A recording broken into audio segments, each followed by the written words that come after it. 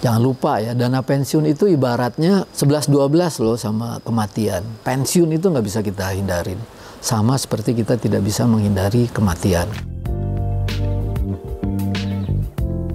Halo teman-teman tanam duit semuanya. Selamat bertemu kembali dengan saya Muhammad Hanif dalam acara atau program Tanam Mimpi Talks. Nah, kali ini di seri kedua kita akan ngomongin tentang perlunya punya dana darurat dan satu lagi mempersiapkan dana pensiun. Kenapa dua hal ini perlu banget buat kita semuanya? Yang pertama, untuk dana darurat, yang namanya juga dana darurat karena kita pasti ada keperluan emergency. Ada hal-hal yang kita nggak duga. Misalnya tiba-tiba kendaraan kita rusak, masuk bengkel, ada spare parts yang harus dibeli, nggak ditanggung oleh asuransi, maka kita harus nyiapin uang untuk memperbaikinya. Besaran dana darurat itu berapa besar? Nah, kita ngitungnya dari dikalikan atau multiple dari uang belanja bulanan. Kalau misalnya uang belanja bulanannya misalnya masih jomblo, masih sendirian, uang bulanannya untuk belanja tuh 3 juta, maka dikali misalnya 3 kali belanja bulanan atau bisa sampai dengan 6 kali belanja bulanan. Nggak ada rumus yang pasti sih. Atau kalau udah berkeluarga ya, misalnya udah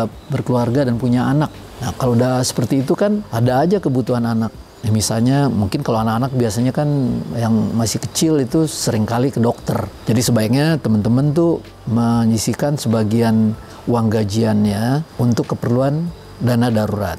Sampai dengan mencapai level misalnya yang tadi saya bilang 3 bulan uang belanja bulanan atau 6 bulan barangkali atau lebih tinggi lagi. Nah, itu yang pertama tentang dana darurat. Yang berikutnya dana pensiun. Maksudnya dana pensiun itu adalah dana yang akan kita gunakan pada saat kita pensiun nanti. Kalau secara undang-undang pensiun itu kan di usia 55 tahun ya kalau saya nggak salah. Jadi kalau udah usia 55 tahun dan kita masih bekerja di suatu perusahaan, maka secara hukum kita tuh harus berhenti. Perusahaan punya hak untuk memberhentikan kita dan itu dengan sendirinya. Berarti kita pensiun pada saat itu.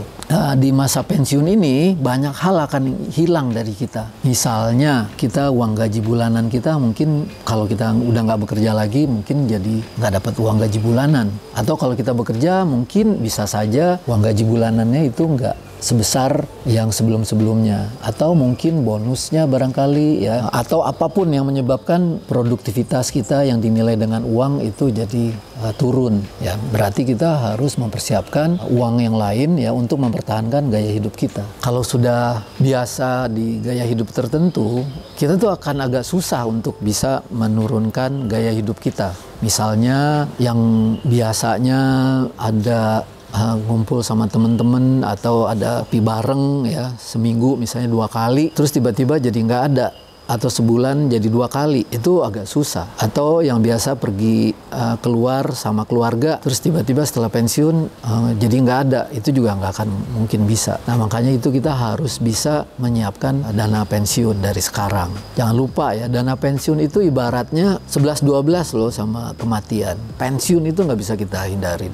Sama seperti kita tidak bisa menghindari kematian. Maka dari itu kita harus mempersiapkan keperluan-keperluan atau biaya-biaya yang akan kita gunakan selama masa pensiun nanti. Jangan lupa ya bahwa nilai uang itu dari waktu ke waktu itu akan tergerus oleh inflasi. Jadi kalau misalnya sekarang uang 10 juta rupiah, saya lihat datanya, kalau inflasinya 4% per tahun, dengan uang 10 juta rupiah sekarang ya, kita misalnya punya income per bulan 10 juta rupiah. 20 tahun yang akan datang dengan inflasi per tahun itu 4%, maka yang 10 juta itu tuh jadi sekitar 21.900.000.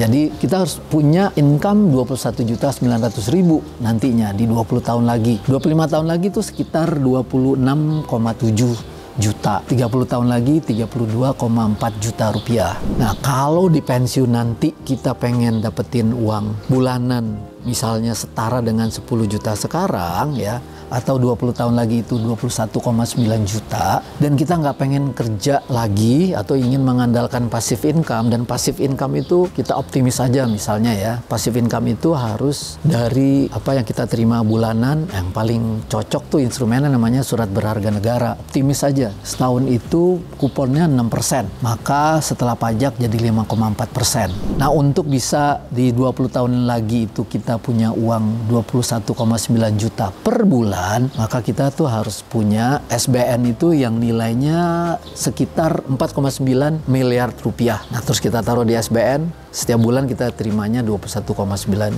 juta rupiah. Seberapa penting sih pensiun itu? Wah, super penting. Salah satu cara untuk mempersiapkan dana pensiun kita, ya, uang untuk masa pensiun kita nanti adalah dengan cara kita ikut program dana pensiun di institusi yang namanya dana pensiun. Kalau di perusahaan-perusahaan BUMN, biasanya mereka tuh udah punya ada institusi namanya dana pensiun, dikenal dengan namanya dana pensiun pemberi kerja. Tapi kalau yang swasta-swasta, mungkin hanya beberapa yang punya dana pensiun pemberi kerja. Misalnya dana pensiun Astra misalnya, ya, dana pensiun perusahaan konglomerat Sinarmas misalnya. Tapi kebanyakan tuh nggak punya yang namanya dana pensiun pemberi kerja. Ada sebagian perusahaan mengikut sertakan karyawan-karyawannya di institusi dana pensiun yang namanya dana pensiun lembaga keuangan. Jadi ada tuh institusi yang kita nih bisa ikutan di dana pensiun lembaga keuangan. Nah, sekarang kita ngomongin statistik. Saya punya statistik gini nih. Usia kerja saya anggap aja 20 sampai 55 tahun. Usia kerja 20 sampai 55 tahun karena di atas itu kan udah pensiun. Itu jumlahnya ada 143,8 juta. Yang bekerja itu 135 juta orang. Yang nganggur itu sekitar 8 juta lah yang nganggur. Nah, let's say misalnya orang yang bekerja itu apakah bekerja formal ya di perusahaan-perusahaan atau jadi pengusaha 135 juta, dan yang ikutan dana pensiun totalnya itu data bulan Mei tahun 2023 ikut peserta dana pensiun itu ada 3,7 juta orang, baik yang di dana pensiun pemberi kerja atau di dana pensiun lembaga keuangan. Nah, 3,7 juta itu dari 143,8 juta itu tuh cuma sekitar 2,7% yang jadi peserta dana pensiun.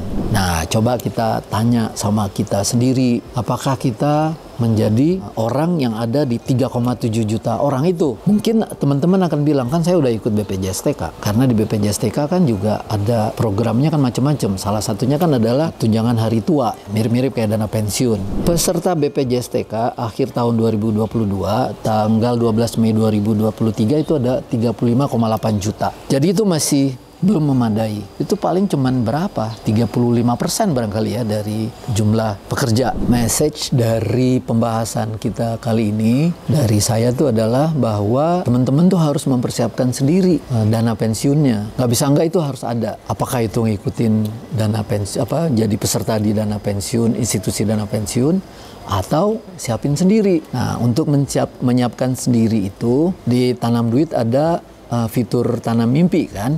Nah, di situ ditulis saja, dibikin di situ, di tanam mimpinya adalah dana pensiun. Nah, nanti diisi misalnya 20 tahun lagi barangkali ya kan ada masa pensiunnya, diisi target waktunya tuh kapan. Berarti harus ada angka yang diinginkan itu berapa, dan nanti akan ada arahan atau ada guide ya, advice-nya tuh untuk investasi per bulan itu berapa. Menurut saya teman-teman tuh harus agak sedikit agresif, jangan terlalu konservatif. Dalam hal ini adalah reksadana saham atau bisa juga reksadana campuran. Apa? Karena dari data statistik ya, 25 tahun lalu kan berarti 1 Agustus tahun 98 lah, 1998. Itu IHSG itu 727. Di 1 Agustus 2023 itu angkanya 6.633. Ada pertumbuhan selama 25 tahun itu 812% point to point. Atau kalau di rata-rata per bulan, ya bukan rata-rata per tahun, itu 0,74%. Nah, kalau misalnya mau di setahun ya tinggal kali 12 aja lah kalau mau diambil straight line gitu ya. Berarti kalau 0,7 kali 12 itu sekitar 8%, 8,4%. Tapi kalau di compounded mungkin jadi 9%. Nah, kalau dari 1 Agustus tahun 2003 atau 20 tahun yang lalu, indeks itu 545 ya IHSG, karena waktu itu kan habis krisis dari 98 dia turun. Nah, sekarang di 1 Agustus 2023 itu 6633 atau terjadi pertumbuhan 1117% dari point to point selama 20 tahun. Nah, kalau teman-teman itu investasi secara bulanan ya, itu per bulannya tuh 1,05%. kalau kita pakai yang 20 tahun terakhir ini. Jadi kalau 1% per bulan ya, misalnya 1 juta, berarti 1 bulannya tumbuh 1%, 1,05% dan seterusnya. Jadi jangan mengandalkan instrumen investasi atau produk investasi yang returnnya rendah. Dalam hal ini misalnya tabungan cuma 0,6%, inflasi 4%, udah tekor. Even reksadana pasar uang aja, reksadana pasar uang itu setahun tuh 4%, taruhlah 4,5. Inflasi misalnya ya 4%, berarti kan cuma menang 0,5% returnnya. Itu juga nggak akan memadai. Jadi yang paling make sense itu adalah yang instrumen investasi atau reksadananya itu yang returnnya tinggi dalam jangka panjang. Yang ada tuh cuma di reksadana saham atau reksadana indeks. Gitu teman-teman. Jadi siapkanlah dana pensiun itu dari sekarang. Kalau kita tunda itu akan semakin susah. Kita menyicilnya tuh jadi semakin banyak. Kalau kita ingin memperoleh yang setara dengan sekarang income per bulannya 10 juta ya, dimana nanti 20 tahun lagi 10 juta itu adalah 21,9 juta, atau pada saat itu kita pengen punya passive income. Nah, kita harus punya surat berharga negara itu sekitar 4,9 miliar rupiah.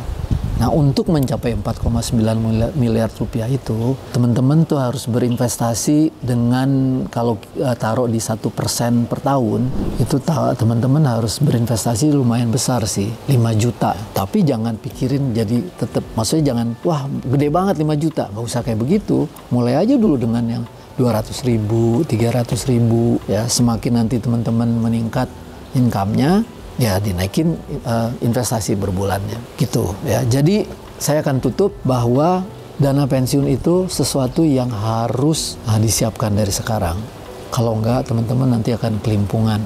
Bayangin sekitar 20-30 tahun lagi itu akan ada yang pensiun tuh sekitar 44 juta. Mungkin salah satunya diantaranya itu adalah ya teman-teman sendiri. So make sure bahwa kalian itu mempersiapkan dana pensiun dari sekarang dengan cara menyisihkan dana bulanan atau uang gajian, beli instrumen investasi reksadana yang agresif. Saya saranin reksadana saham atau reksadana indeks saham. Bikin perencanaannya dana pensiun itu di fitur Tanam Mimpi. Gitu teman-teman. Jadi semoga ini bermanfaat dan kita akan bertemu lagi di seri berikutnya. Nanti kita akan kabarkan.